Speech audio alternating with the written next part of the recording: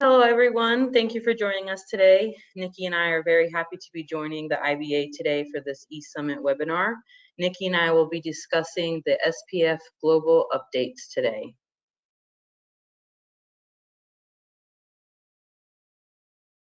I am Nicki Kauffmann. I am currently the lab manager at the Eurofins CRL Cosmetics Inc. North Carolina site, where I oversee the clinical testing of both R&D sunscreen protection products and clinical cosmetic toiletry products. I have 13 years experience in the SPF industry, which began when I was an SPF in vitro intern.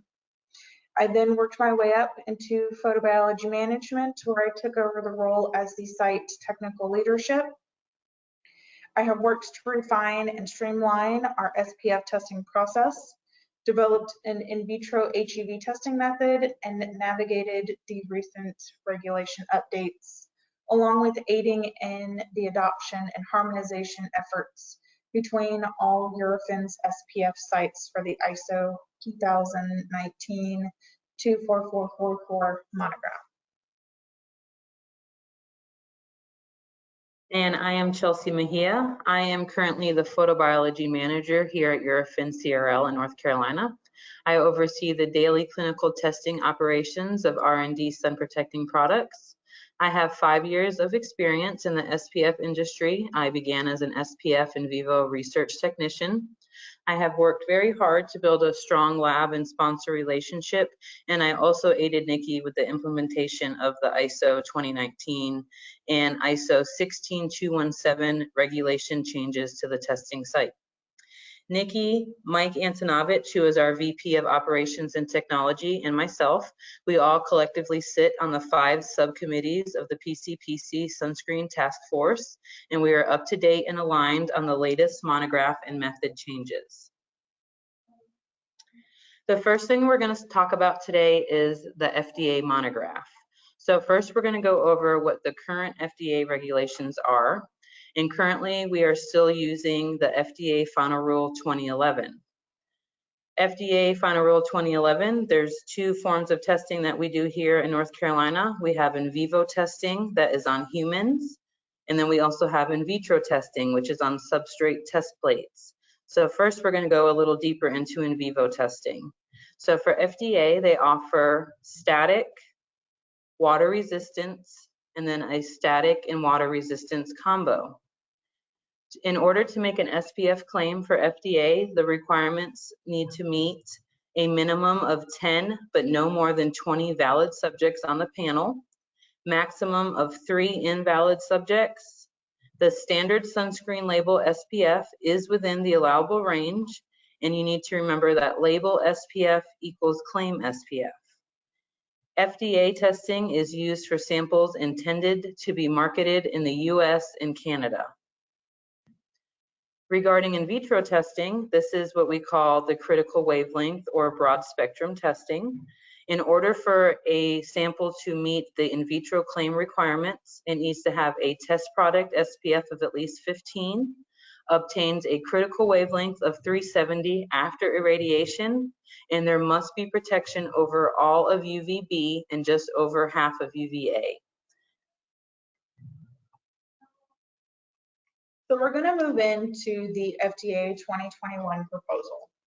The FDA has ended their comment period and should be working on releasing a new monograph in 2022 per the timeline that was set forth in the CARES Act in 2020 during the coronavirus pandemic. Any procedural changes proposed are not definite at this time and have no impact on the current testing procedures. No release date has yet to be announced on when this new monograph or final procedural will be decided upon and will be made a permanent change for the current procedures or new current procedures. We would like to identify a few items that were mentioned during the proposal, even though they do not have an impact specifically on SPF testing. There is an addition of the sunscreen active ingredients for the items that are no longer allowed to be tested or that are in question for safety. We only currently have, based on this proposal of what they may end up with, the formulators for any sunscreen products, 2 approved ingredients, which will make formulation very difficult.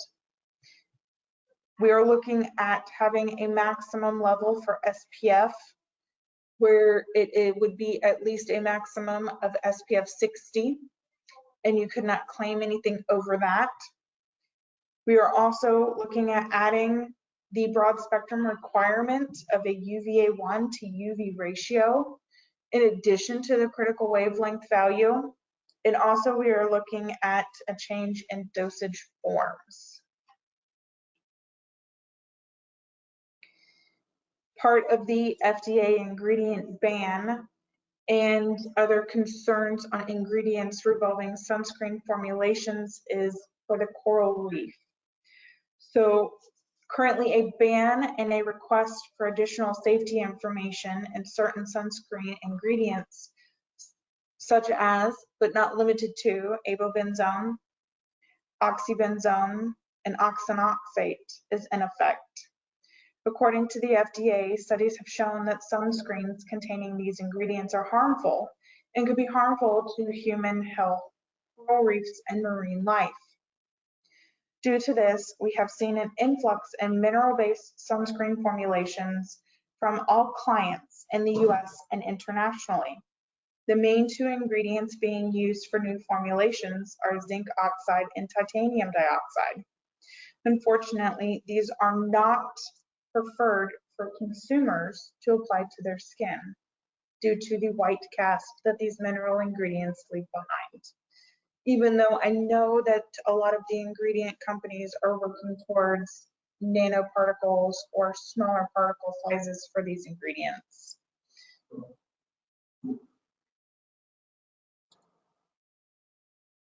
So now we're going to touch base on the ISO monograph. So current ISO regulations are ISO 24444 2019 for static, ISO 16217 and 18A61 2020 for water resistance, and the newly implemented ISO 24443 2012 for in vitro. Again, in vivo and in vitro testing is offered for ISO. For in vivo, they offer static and static water resistance, a little different from the previously discussed FDA. In order to make a water resistance claim for ISO, you also have to complete the static portion. In SPF claim requirements for ISO, minimum of 10, maximum of 20 valid subjects on the panel, maximum of 5 invalid subjects, so that's 2 more than FDA allows. And the standard sunscreen label SPF is within the allowable range. And again, mean SPF equals claim SPF by the 5s. So ISO is a little different. So say for instance, your product was to achieve an SPF 32. You cannot claim that the sample as a 32, it would have to be claimed as an SPF 30. You can only do claims by the 5s. And ISO testing is used for samples intended to be marketed internationally.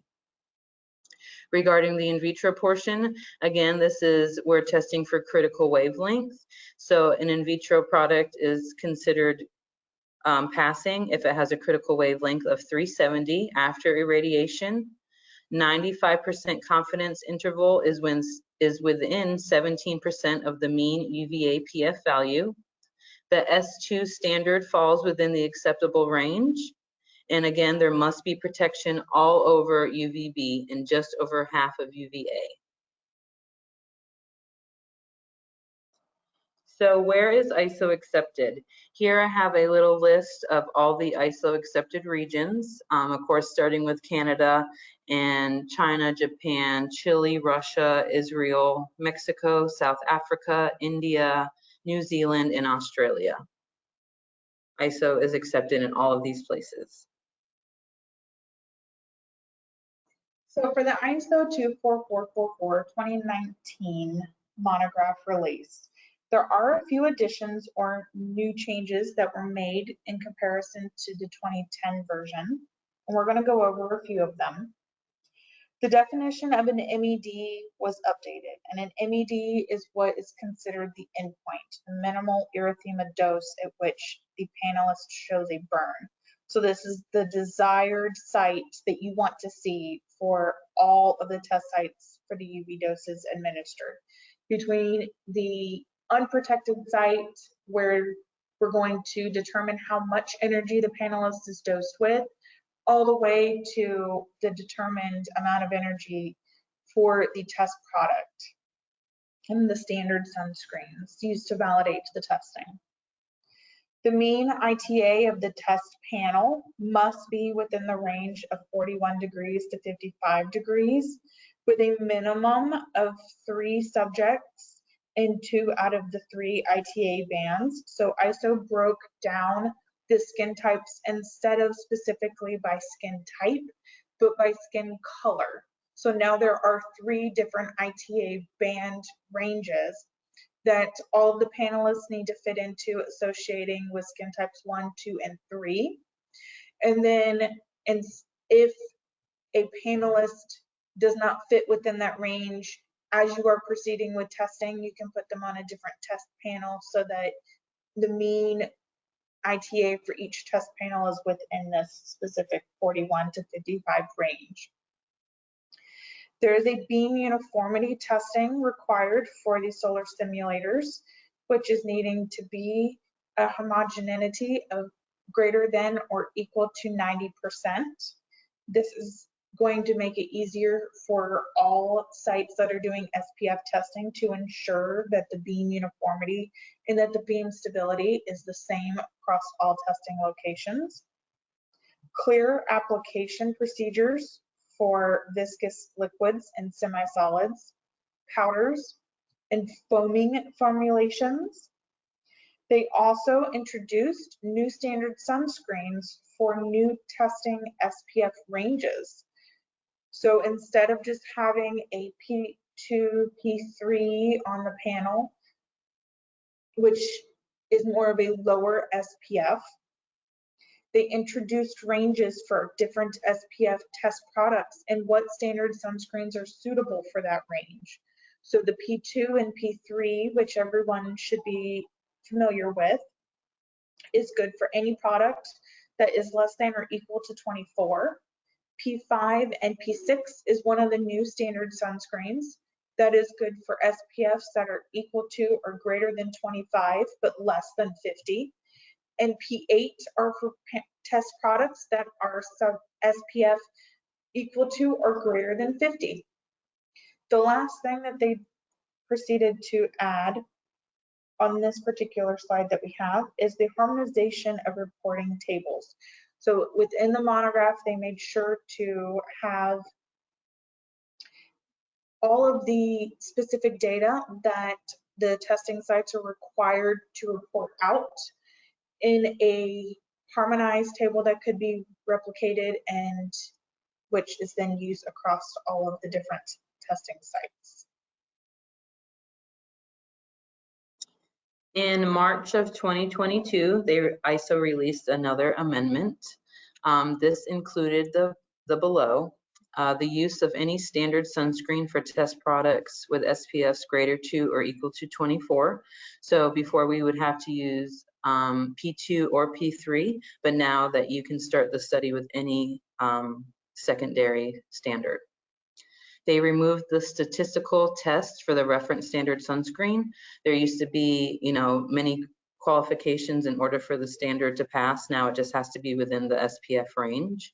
And they also updated the uniformity testing for multiple beam solar simulators. So they did add an extra step when I'm doing the monthly calibrations to make sure the lamps are in spec for the ISO monograph. They added another extra step just to make sure the multi-port simulators are also uniform as well. So for the ISO 16217, which is the individual water procedures for water resistant testing, in 18861, both editions from 2020, the 18861 is in regards to the water resistance percentage calculation. This is new as ISO had not released any water resistance monographs. These were now replacing the Caliba 2005 previously used water resistance testing method, which was carried over from the previous Caliba static testing. So the updates from these monographs compared to the Caliba 2005 water resistance are the conditions specifically relating to the water. There was an increased temperature range. The electroconductivity was set to a minimum level. The flow rate for the water was determined. And dry time during immersion cycles now range from 5 minutes to 20 minutes instead of the set 15 minutes. Now, I will say that there will be several testing labs, including ourselves, who will probably default to the 15 minutes as it is the same as the FDA water resistant procedure.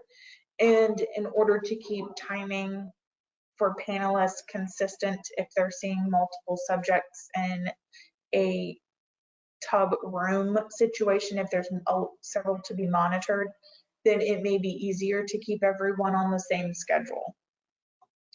The P2 standard is no longer required to be tested on every subject, that the water resistant method validation via the P2 standard sunscreen is completed for every 200 subjects or every 2 months as a rolling new panel, or in addition to the panels. And the water resistant percentage, the retention of SPF between static and water resistance SPF calculations is now based on local claims for the region where you are going to be marketing instead of guided by the monograph itself. So regarding the ISO 24443 2021, so this is regarding the in vitro.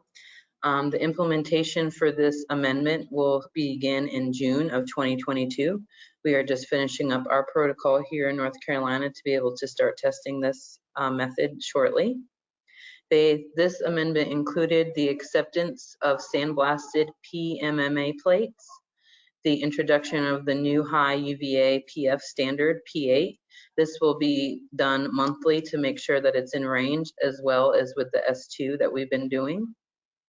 Introduction of critical wavelength calculation in the coefficient C accepted from the in vivo screening or full panel SPF in new range is set to 0.6 to 1.6. So in regards to this, also a new thing that will be starting is the in vivo panel will have to be done, and we will have to have a set SPF to use for in vitro first. Before, you could do in vivo or in vitro first, it was your preference, but now the new amendment has been released and they would like the in vivo portion of testing to be done prior to the in vitro being completed.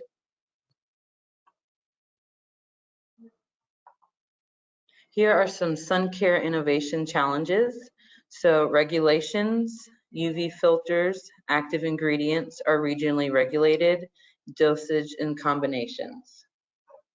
Number 2, formulation, SPF performance, stability, and application, the feel on the skin and spreadability. Now, Nicki and I are not formulators and we do not claim to be in any way. But what we can do is give information to our clients based on the texture of the sample, how it spreads, is it loose, is it watery, how does it feel? We can give advice on those kind of things. We do also always blacklight all of our applications after they are applied, just to make sure that everything is uniform, there's no streaking, and we are able to give advice on that as well. But anything regarding formulations or ingredients, unfortunately, Nicki and I are not that helpful in that area. All right, thank you for your time. The contact information for both Nicki and I is right here. Please feel free to reach out to us for any questions regarding any SPF questions you may have from this webinar. And we are welcome and open for your questions.